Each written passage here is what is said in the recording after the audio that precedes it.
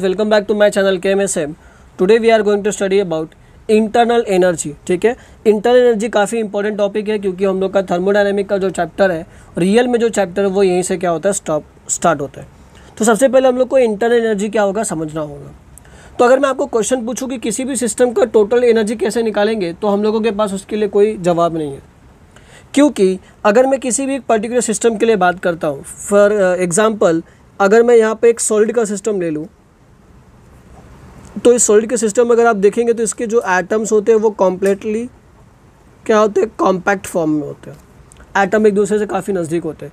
अगर इस एटम के अंदर मैं देखूँ तो इसके पास क्या होगा, प्रोटॉन होगा, न्यूट्रॉन होगा, उसका न्यूक्लियस होगा और उसके इलेक्ट्रॉन होंगे, और वो किस में होंगे, मोशन में होंगे। किस में होंगे, मोशन में होंगे। अगर मोशन में होगा तो बेसिकली उनके पास क्या आएगा, काइनेटिक एनर्जी आएगा।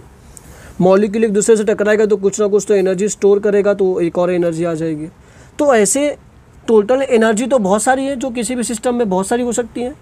तो वो कैसे पता किया जाएगा, एक वो चीज़। अगर मैं लिक्विड के लिए बात करूँ, तो अगर मैं बोलूँ कि लिक्विड का टोटल एनर्जी करके दिखाओ, तो आप लोग क्या करोगे, लिक्विड लोगे, उसके अंदर थर्मामीटर ऐड कर दोगे और वहाँ से कुछ टेम्परेचर डिटेक्ट होगा और वो मुझे आप क्या करोगे, बताओगे। तो जो टेम्परेचर डिटेक्ट हुआ वो आप क्या बोलोगे, टोटल एनर्जी। बट एक्चुअल में वो टोटल एनर्जी नहीं होता है, उसको हम लोग क्या बोलेंगे, थर्मल एनर्जी बोलेंगे। क्या बोलेंगे, थर्मल एनर्जी। तो बेसिकली ये टोटल एनर्जी होगा क्या, और कहाँ से ये इंटरनल एनर्जी का कंसेप्ट निकल के आएगा। तो सबसे इम्पॉर्टेंट चीज़ है कि अगर मुझे इंटरनल एनर्जी समझना होगा तो मैं जितनी भी एनर्जीज है उस सिस्टम के अंदर, कोई भी एक सिस्टम ले लूँ, उस सिस्टम के अंदर जितनी भी एनर्जी होगी, like kinetic energy, potential energy, rotational energy, vibrational energy, electrostatic energy, thermal energy, repulsion energy, उन सब एनर्जी को अगर मैं ऐड कर दूंगा तो मुझे किसके बारे में इंफॉर्मेशन मिलेगा, इंटरनल एनर्जी के बारे में इंफॉर्मेशन मिलेगा। किसके बारे में इंफॉर्मेशन मिलेगा, इंटरनल एनर्जी के बारे में क्या होगा, इंफॉर्मेशन कलेक्ट हो जाएगा, जिसको हम लोग डिनोट करने वाले इस टॉपिक में यू से। किसे डिनोट करेंगे हम लोग, यू से।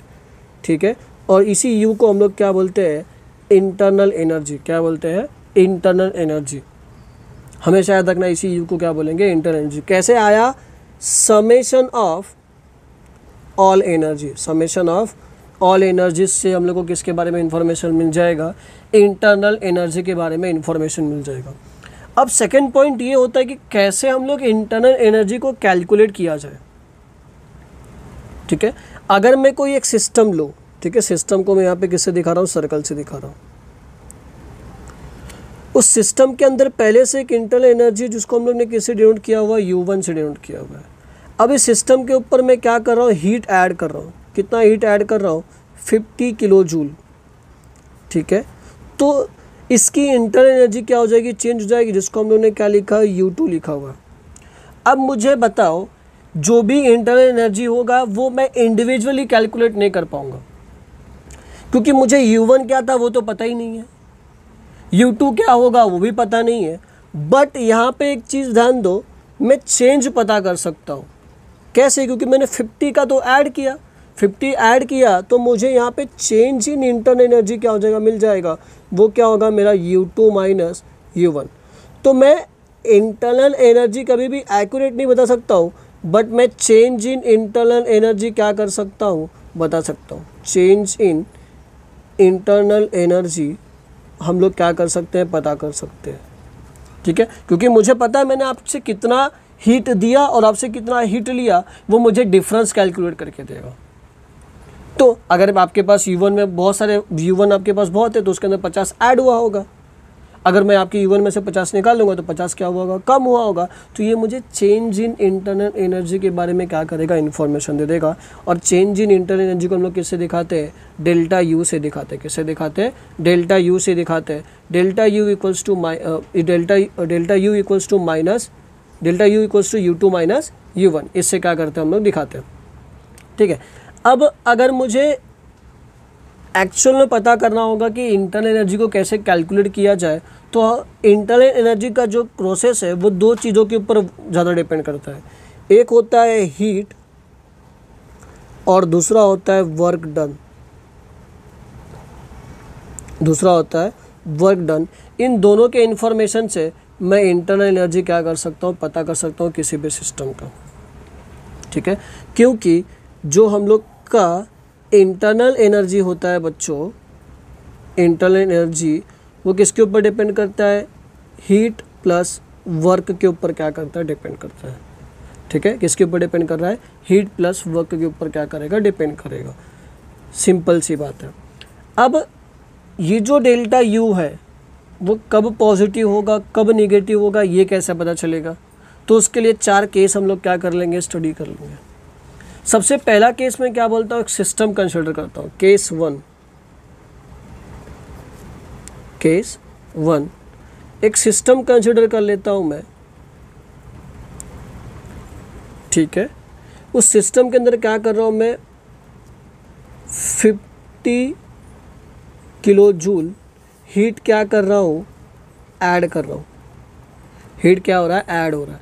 और देखो मैंने आपको साइन कन्वेंशन पहले सिखा दिया है, अगर कोई भी सिस्टम हीट को ऐड करवाएगा, अगर हीट को एब्जॉर्व करेगा या किसी भी सिस्टम में हीट ऐड होगी तो वो क्या हो जाएगी, पॉजिटिव क्वांटिटी होगी। और उसके ऊपर वर्क डन हो रहा है, work done on the system, और वो कितना हो रहा है, 20 कितना हो रहा है, 20 किलो जूल।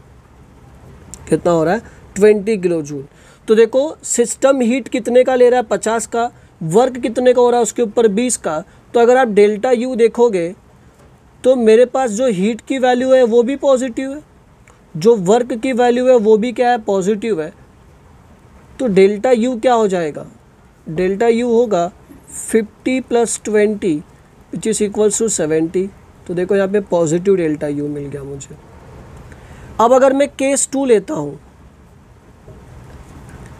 केस 2 में मैं क्या बोल रहा हूँ कि मैं इसके अंदर 50 किलो जूल हीट ऐड कर रहा हूँ। हीट क्या हो रहा है, ऐड हो रहा है। तो हीट यहाँ पे क्या हो जाएगा, पॉजिटिव। और हीट ऐड करने की वजह से मेरा सिस्टम क्या हो गया, एक्सपांड हो गया। सिस्टम क्या हो गया, एक्सपांड हो गया। और कितने से एक्सपांड हुआ, -20 किलो जूल से। कितने से एक्सपांड हुआ, -20 से। कितने से एक्सपांड हो रहा है, -20 से। तो वर्क यहाँ पे बेसिकली क्या आ गया, निगेटिव आ गया। क्योंकि अगर system work done by the system होगा तो वो वर्क हमेशा क्या होता है, निगेटिव होता है। तो अगर यहाँ पे आप डेल्टा यू का जो देखोगे इन्फॉर्मेशन, वो क्या मिला, प्लस क्यू था। ठीक है, क्यू क्या है, प्लस, और वर्क क्या हो गया, माइनस हो गया। तो यहाँ पे ये कितना होगा, 50 - 20। तो आपको चेंज इन इंटरनल एनर्जी कितना मिल जाएगा, 30 मिल जाएगा। और वो क्या होगा, बेसिकली पॉजिटिव होगा। ठीक है, अब केस 3 कंसिडर करते हैं। केस 3 क्या करेंगे, कंसिडर कर लेंगे। केस 3 कंसिडर करते हैं। केस 3 में क्या बोल रहा हूँ, जो हम लोग का सिस्टम है, केस 3 में क्या बोल रहा हूँ, जो हम लोग का सिस्टम है वो क्या कर रहा है, 50 किलो जूल का हीट बाहर दे रहा है, मतलब एक्सोथर्मिक रिएक्शन हो रहा है। तो हीट यहाँ पे क्या होगा, निगेटिव होगा। ठीक है, 50 किलो जूल का हीट क्या कर रहा है, बाहर दे रहा है। और उस टाइम के सिस्टम के अंदर 20 किलो जूल हीट वर्क क्या हो गया, ऐड हो गया, work done on the system. तो वर्क यहाँ पे क्या होगा, पॉजिटिव होगा। तो यहाँ पे डेल्टा यू की जो वैल्यू होगी वो क्या होगी, -Q plus work done on the system हो रहा था। तो यहाँ पे अगर आप वैल्यू रखोगे तो यहाँ पे आपको क्या मिल जाएगा, 50 - +20। तो चेंज इन इंटरनल एनर्जी कितना आ गया मेरे पास, -30 आ गया। चेंज इन इंटरनल एनर्जी कितना आ जाएगा, -30। और फॉर्मूला आपके सामने देखो धीरे धीरे बनता जा रहा है। चौथा केस में बोलूँगा कि सिस्टम 50 किलो जूल हीट क्या कर रहा है, बाहर भी दे रहा है, और 20 किलो जूल वर्क क्या हो रहा है, बाहर की तरफ जा रहा है, मतलब work done by the system हो रहा है। तो यहाँ पे वर्क भी क्या है, नेगेटिव, और हीट भी क्या है, नेगेटिव। तो चेंज इन इंटरनल एनर्जी क्या होगा, -Q - W which is equals to -50 और -20। तो चेंज इन इंटरनल एनर्जी क्या हो जाएगा हम लोगों का, -70। तो ये 4 फॉर्मूले हमको क्या होते हैं, निकल के आते हैं। बट हमारी टेक्स्ट बुक में जो इसके एप्लीकेशन लिए गए हैं थर्मोडायनेमिक फर्स्ट लॉ में, वहाँ पे सिर्फ या प्लस या माइनस ऐसे साइन लगा के क्या किया गया, दिया गया है। एक्चुअल में जो डेल्टा यू का इक्वेशन होना चाहिए था वो ऐसा होना चाहिए था, delta U equals to +- Q और यहाँ पे +- W। क्योंकि वो तो हम डिसाइड कर सकते हैं कि कब हम लोग का डेल्टा यू पॉजिटिव होगा, कब वर्क नेगेटिव होगा, वो हम लोगों के ऊपर क्या होता है, डिसीजन होता है। तो ये था बच्चों छोटा सा कंसेप्ट इंटरनल एनर्जी। इसी इंटरनल एनर्जी को पकड़ के हम लोग ने क्या कर लिया, फर्स्ट लॉ ऑफ थर्मोडायनेमिक्स क्या कर लिया, बना लिया। तो आपको मैं अब क्या करता हूँ, इंटरनल एनर्जी के छोटे से डेफिनेशंस बता देता हूँ। Internal energy, every substance is associated with the definite amount of energy. This energy stored in substance is internal energy, जैसे मैंने आपको बता दिया, denoted by U. The internal energy of a system is made up by the kinetic energy and potential energy of the individual particle of the system. और यहाँ पे मैंने change in internal energy क्या हो गया आपको लिख के दे दिया, U2 minus U1. और यहाँ पे मैंने एक नोट लिखा हुआ है कि U is a state function and extensive property. और यहाँ पे देखो मैंने बताया है कि transfer of energy as a heat और work from the system would be changes internal energy. तो मैंने आपको 4 केस में बताया कि इंटरनल एनर्जी कब और कैसे क्या होगा, चेंज होगा। वो 4 अलग अलग केस मैंने क्या कर दिया आपको बता दिया, क्योंकि बुक में लिखा हुआ जो है वो हम लोग काफ़ी अच्छे से अंडरस्टैंड नहीं कर पा रहे। आप बुक पढ़ेंगे तो बुक में 3-4 पॉइंट लिखे हुए हैं इंटरनल एनर्जी के बारे में कि कब हीट ऐड होगा, कब वर्क होगा, तो क्या वैल्यू आएगा। इससे अच्छा मैंने आपको क्या कर दिया, इक्वेशन के थ्रू समझा दिया, ताकि और आप अच्छे से क्या कर सको, समझ सको। और इसी इक्वेशन को लेके हम लोग ने क्या कर लिया, आगे थर्मोडायनामिक की फर्स्ट लॉ बना ली। ठीक है, थर्मोडायनामिक की फर्स्ट लॉ क्या बोलती है, कंजर्वेशन ऑफ एनर्जी के ऊपर क्या करता है, पूरा डिपेंड करता है। First law of thermodynamics is simply conservation of energy. Second हम लोग इसके अंदर बोल सकते हैं, according to this law the total energy of a system and surrounding remains constant when the system change from initial state to final state. ठीक है, पूरे सिस्टम का एनर्जी हमेशा क्या होता है, कांस्टेंट होता है, अगर वो एक स्टेट से दूसरे स्टेट में क्या होता है, जाता है। तो यहाँ पे लॉ के हम लोग के कुछ डिफरेंट वेज है लॉ को बोलने के। Energy of the universe remains constant, ये तो हम लोगों को पहले से पता है कि पूरे यूनिवर्स का जो एनर्जी है वो क्या है, कांस्टेंट है। The total internal energy of an isolated system is constant, ये भी बराबर है। Energy neither be created nor be destroyed, it can be converted into one form to another form. ये हम लोग का फर्स्ट लॉ ऑफ थर्मोडायनेमिक्स के क्या है, स्टेटमेंट्स है। तो ये था हम लोग का फर्स्ट लॉ ऑफ थर्मोडायनेमिक्स, जो किसके ऊपर डिपेंड करता है, कंजर्वेशन ऑफ एनर्जी के ऊपर डिपेंड करता है। Energy neither be created nor be destroyed, it can be converted into one form to another form, मतलब एक स्टेट से दूसरे स्टेट में हम लोग इसको लेके जा सकते हैं। उसी को हम लोग क्या बोलते हैं, फर्स्ट लॉ ऑफ थर्मोडायनेमिक्स। आगे चल के इसका फॉर्मूला हम लोगों ने डिराइव किया है। ठीक है, फॉर्मूला तो मैंने आप लोगों को पहले ही बता दिया इंटरनल एनर्जी के इसके अंदर। A system exchange energy with its surrounding either by a transfer of heat और बाय डूइंग वर्क, ये मैंने आपको पहले ही बता चुका हूँ। An energy supplied to a system increase its internal energy, on other hand removal of heat और work from the system decrease the internal energy. मैंने ये भी कंडीशन आपको बता दिया है, अगर मैं सिस्टम के अंदर हीट ऐड करूंगा तो इंटरनल एनर्जी बढ़ेगी, अगर मैं सिस्टम के ऊपर वर्क करूंगा तो एनर्जी स्टोर होगी, तो भी इंटरनल एनर्जी बढ़ेगी। अगर सिस्टम वर्क करेगा तो उस टाइम पे इंटरनल एनर्जी क्या होगी, घटेगी। Suppose Q is the heat supply to the system and W is the work done on the system by its surrounding, the internal energy of a system would be increase. ठीक है, काफ़ी simple सा point बोला कि suppose एक heat है वो system को क्या कर रहा हूँ, अप्लाइड कर रहा हूँ, और work done on the system कर रहा हूँ बाय इट्स सराउंडिंग, मतलब सराउंडिंग क्या करेगा, उसके ऊपर वर्क करेगा, तो internal energy of the system क्या होगा, सिंपली इंक्रीज होगा। ये हमने वो केस में क्या कर लिया, पढ़ लिया। Increase in internal energy of a system is equal to the sum of quantity of heat supplied to the system and amount of work done on the system. तो ये फार्मूला भी हमने वहाँ पे पढ़ लिया था, और ये जो फार्मूला है ये हम लोग का फार्मूला है फर्स्ट लॉ ऑफ थर्मोडायनेमिक्स का, फर्स्ट लॉ ऑफ थर्मोडायनेमिक्स का। अगर कोई स्मॉल चेंज होगा तो स्मॉल चेंज को हम किससे दिखा देंगे, du equals to D Q plus D W. ठीक है, du equals to D Q plus D W से क्या करेंगे, इन्फाटेसिमल अगर स्मॉल एक्सचेंज चेंज होता होगा इंटरनल एनर्जी के अंदर, तो हम लोग ये इससे क्या कर सकते हैं, दिखा सकते हैं। तो देखो, एक छोटे से टॉपिक इंटरनल एनर्जी से मैंने आपको फर्स्ट लॉ ऑफ थर्मोडायनेमिक्स में लेके आ गया। अब उसकी प्रोसेस में क्या चेंज होगी, जो हमने types of process last section में पढ़ा था, उसकी प्रोसेस में क्या चेंज होगा वो भी हम लोग इंटरनल एनर्जी के थ्रू क्या करेंगे, समझेंगे। इसलिए मैंने आपको 4 वो इक्वेशन एकदम प्रॉपरली, एकदम प्यार से क्या कर दिया बच्चों, समझा दिया। तो आपको फर्स्ट लॉ ऑफ थर्मोडायनेमिक्स पढ़ने के टाइम पे कोई भी फॉल्ट आने वाला नहीं है। आई होप आप लोगों को यहाँ तक समझ में आ रहा होगा। अगर आपको मेरा कंटेंट थोड़ा भी अच्छा लगता हो तो मेरे चैनल को सब्सक्राइब करना ना भूलें, और कमेंट करके बताइए कि आपको लेक्चर कैसा लगा। अब बात करते हैं first law of thermodynamic for various process. जैसे कि मैंने आपको बोला था आज हम लोग काफ़ी डिटेल में डिस्कशन करने वाले हैं।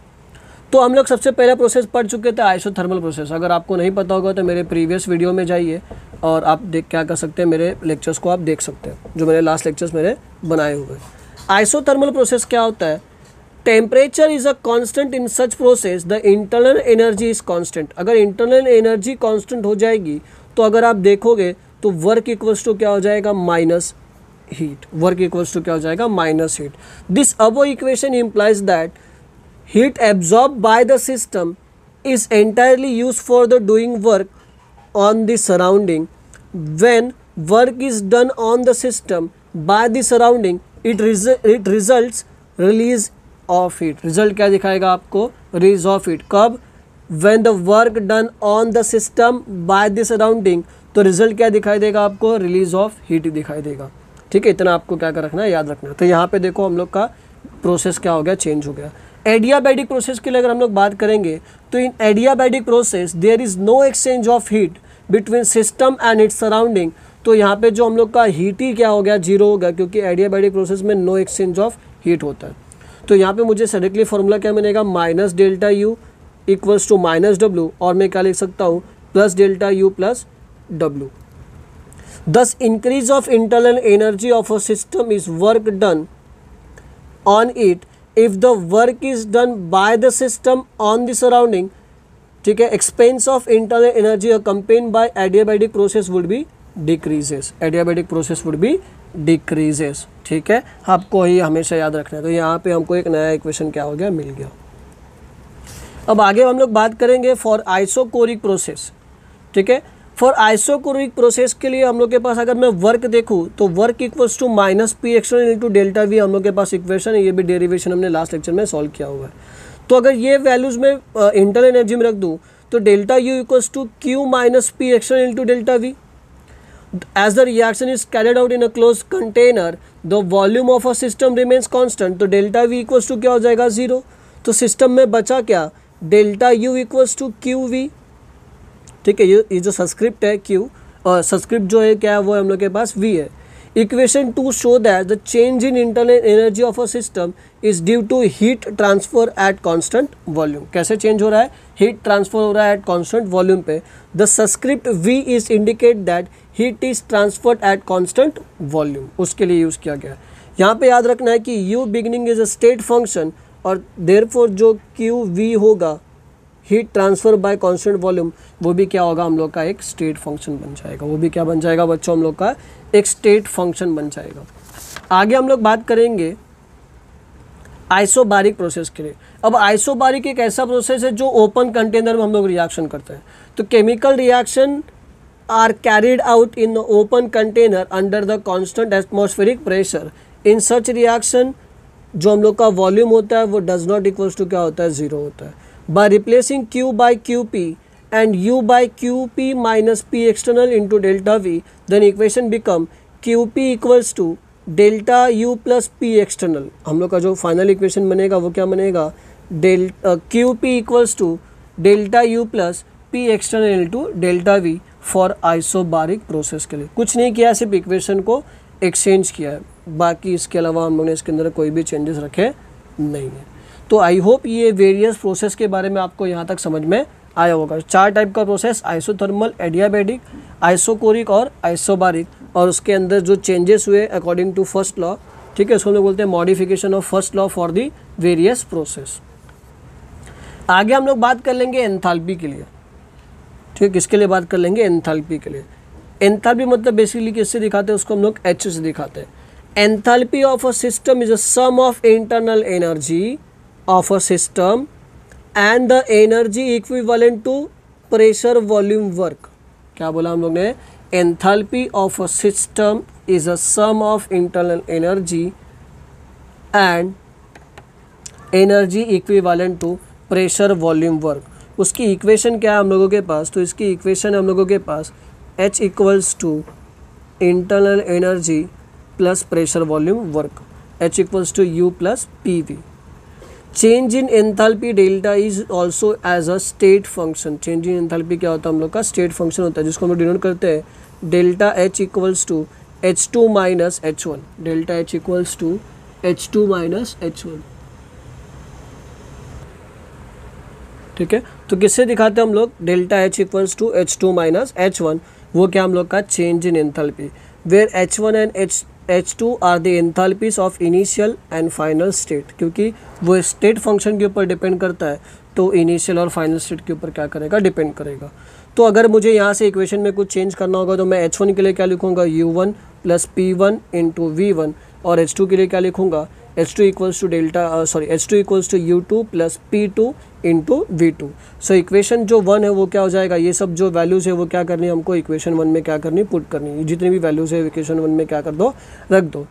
तो delta H equals to U2 plus P2 V2 minus U1 plus P1 into V1, यहाँ से U2 माइनस U1 क्या होगा, कॉमन होगा, उसको हम लोग ने साइड में ले लिया, plus P2 into V2 minus P1 into V1, ये भी हम लोगों के लिए क्या था, कॉमन ले लिया, तो उसको भी एक इक्वेशन बना के क्या रख दिया, साइड में रख दिया।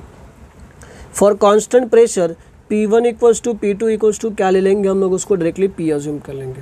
तो यहाँ पे हमारा फॉर्मूला क्या बन जाएगा, delta H equals to delta U plus P delta V।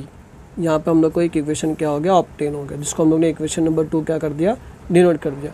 If the pressure inside और आउटसाइड इज द सेम, तो P एक्सटर्नल इक्वल्स टू क्या हो जाएगा, प्रेशर हो जाएगा। इसके पहले जो हमने इक्वेशन डिराइव किया था फॉर आइसोबारिक प्रोसेस के लिए, वो इक्वेशन हम लोग क्या करेंगे, यहाँ पे यूज़ कर लेंगे। आइसोबारिक के जो इक्वेशन हमने डिराइव किया था वो इक्वेशन मैं यहाँ पे क्या करूँगा, यूज़ कर लूँगा। तो QP equals to delta U plus P delta V, ये एक और इक्वेशन है। कहाँ से उठाया, याद रखो, आइसोबारिक प्रोसेस से उठाया। From equation 2 and 3 we get delta H equals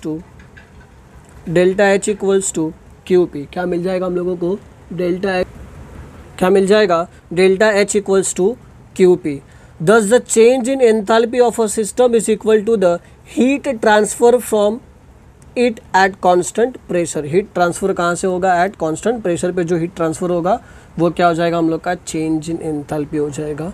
तो अगर मेरा एंथैल्पी और हीट ट्रांसफ़र वो क्या है, मेरा एक स्टेट फंक्शन है, heat transfer at constant pressure, वो भी मेरा क्या हो जाएगा, एक स्टेट फंक्शन हो जाएगा।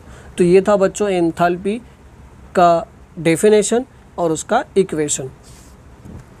अब हम लोग बात करेंगे आगे डेल्टा H और डेल्टा U में जो रिलेशन है उसके बारे में। Relationship between delta H and delta U board examiner का काफ़ी प्यारा क्वेश्चन होता है, ऑलमोस्ट हर साल ये क्वेश्चन क्या करते हैं लोग, पूछते हैं। काफ़ी सिंपल सा डेरिवेशन है, हम लोग बहुत प्यार से क्या करेंगे, इसको समझेंगे। At constant pressure delta H and delta U are related as, हम लोग को ये इक्वेशन पता है, delta H equals to delta U plus P delta V। For the reaction involving solid and liquid, delta V को हम लोग क्या कर सकते हैं, निगलेक्ट कर सकते हैं, क्योंकि सॉलिड और लिक्विड के लिए डेल्टा V की जो वैल्यू होती है वो बहुत स्मॉल होती है, तो उसको मैं निगलेक्ट कर सकता हूँ। तो वहाँ पे मेरे पास इक्वेशन क्या बचेगा, delta H equals to delta U। पर अगर मैं गैस फेज का रिएक्शन बात करूँ तो मैं डेल्टा V को कभी भी निगलेक्ट नहीं कर सकता हूँ। फॉर डेल्टा V को हम लोग किसी भी गैस फेज के रिएक्शन के लिए निगलेक्ट नहीं कर सकते। तो delta H equals to delta U plus P delta V, ये हम लोग के लिए किसके लिए होगा, फॉर गैस फेज रिएक्शन के लिए।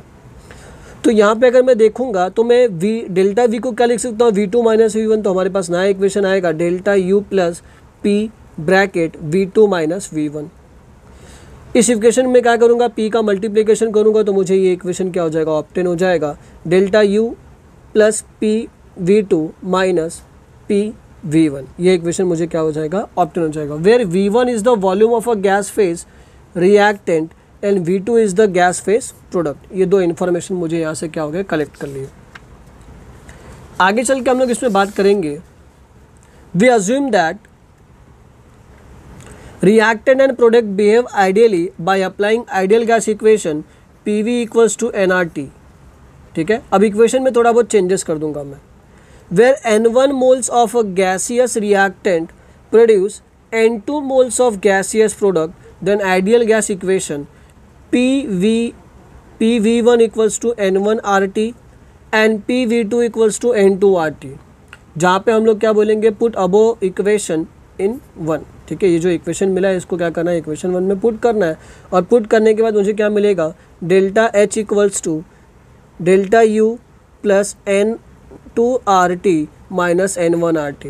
तो यहाँ से मुझे क्या मिल जाएगा, delta U plus N2 minus N1, bracket के बाहर क्या आ जाएगा हम लोग का RT, और यहाँ पे मुझे क्या मिल जाएगा, delta U plus delta NG, और क्या मिल जाएगा, RT, where delta NG is the difference between the number of moles of product and those of reactant. ये डेल्टा G के बारे में क्या है, इन्फॉर्मेशन है, हमेशा याद रखना है आप लोगों को, ठीक है।